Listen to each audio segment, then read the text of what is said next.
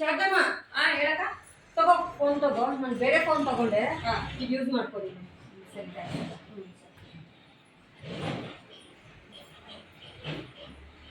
ಶಾರದಮ್ಮ ಶಾರದಮ್ಮ ಹೇಳಕ್ಕ. ತಗೋಸ್ಬಿಟ್ಟು ಏನಕ್ಕಕ್ಕ? ಗಾಡಿ ತಗೊಂಡೆ, ಅದಕ್ಕೆ. ಎಷ್ಟಾಯ್ತಕ್ಕ? 1.5 ಲಕ್ಷ ಆಯ್ತು.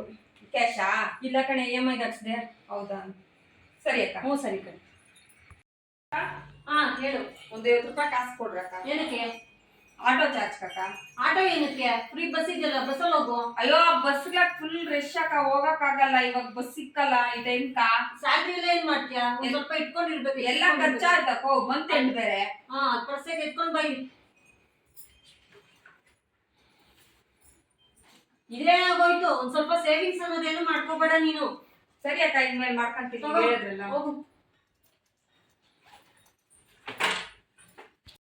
ಶಾರದಾ ಹೇಳಕ್ಕ. ಕಾಫಿ ತಗೊಂಬ. ತಗೊಳಕ್ಕ. ಯಾಕಕ್ಕ ಟೆನ್ಷನ್? ಅಯ್ಯೋ, ಈ ತಿಂಗಳು EMI ಕಟ್ಬೇಕಿತ್ತು ಕಣೆ. ದುಡ್ಡೆಲ್ಲ ಇಲ್ಲ, ಏನು ಖಾಲಿ ಆಗ್ಬಿಟ್ಟಿದೆ ಎಲ್ಲ. ಈ ಮನೆ ಖರ್ಚು ಅದು ಇದು ಅನ್ಕೊಂಡು ಎಲ್ಲ ಫುಲ್ ಖಾಲಿ ಆಗ್ಬಿಟ್ಟಿದೆ. ಏನ್ ಮಾಡೋದು ಗೊತ್ತಾಗ್ತಾ ಇಲ್ಲ. ಎಷ್ಟು ಬೇಕಕ್ಕ ದುಡ್ಡು? 10,000 ಬೇಕಿತ್ತು. ಬರೀ 10,000 ಟೆನ್ಷನ್ ತಗೋತಾ ಇದ್ದೀರಾ? ಹ್ಞೂ ಕಣೆ, ಏನ್ ಮಾಡೋದು? ನಾನು ಕೊಡ್ತೀನಿ ಬಿಡ್ರಿ. ನಿನ್ನ ಹತ್ರ ಎಲ್ಲಿ ಬಂತೆ? ನನ್ನ ಹತ್ರ ಆಯ್ತಕ್ಕ, ನಾನು ಸೇವಿಂಗ್ಸ್ ಮಾಡ್ಕೊಂಡಿದ್ದೀನಿ. 10,000 ನಿಮ್ಗೆ 2% ಬಡ್ಡಿ. 2% ಬಡ್ಡಿನ? ಬೇರೆಯವ್ರಿಗಾದ್ರೆ 5%. ಇನ್ನು 2 ಲಕ್ಷ ಇದೆ, ನಿಮ್ಗೆ 10,000 ಕೊಡ್ತೀನಿ. ಮಿಕ್ಕಿರೋದೆಲ್ಲ ಬೇರೆಯವ್ರಿದ್ರೆ ಹೇಳ್ರಿ, 5% ಬಡ್ಡಿ. ಶಾರದಮ್ಮ ಹೇಳ್ತಿದ್ರು, ದುಡ್ಡು ಸೇವ್ ಮಾಡಿ ಅಕ್ಕ, ಸ್ವಲ್ಪನಾದರೂ ಖರ್ಚು ಮಾಡಬೇಡಿ ತುಂಬ ಅಂತ. ಅವ್ರ ಮಾತು ಕೇಳಬೇಕಿತ್ತು ನಾನು. ಇನ್ಮೇಲಾದ್ರೂ ಸ್ವಲ್ಪ ದುಡ್ಡು ಸೇವ್ ಮಾಡ್ತೀನಿ.